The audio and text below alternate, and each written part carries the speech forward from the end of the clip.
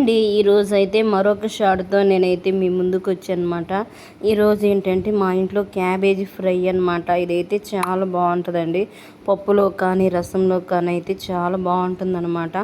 First అయితే కడాయి అయితే పెట్టుకున్నాను అనమాట. కొన్ని పచ్చిమిర్చి, ఆనియన్స్, కరివేపాకు, తాలింపు గింజలు ఇవన్నీ వేసి కొంచెం బ్రౌన్ కలర్ వచ్చేంత వరకు అయితే ఫ్రై చేసుకోవాలండి. చాలా బాగుంటుందన్నమాట.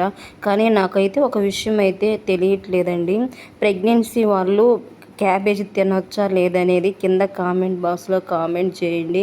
ఎందుకంటే క్యాబేజీ తినకూడదని అంటారు. అంటే దుంపలు కదండి, అంటే క్యాబేజీ, గోంగూర, ఉర్లగడ్డ ఇవి తినకూడదంటండి. కాకరకాయ ఇవన్నీ కొంచెం అంటే వేడిగా ఉంటాయి, వేడి చేస్తాయంట, తినకూడదంటారనమాట. అంటే వాతం అంటే నాకు కూడా క్లారిటీ లేదనమాట.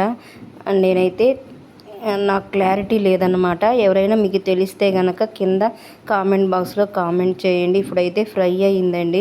కొంచెం కారం, పసుపు, ధనియాల పొడి ఇవన్నీ వేసుకొని లాస్ట్ ఫైనల్గా అయితే ఇంకా దించేసుకోవడమేనమాట. ఫ్రెండ్స్, మీకు వీడియో వీడియోల కోసం మన ఛానల్ని సబ్స్క్రైబ్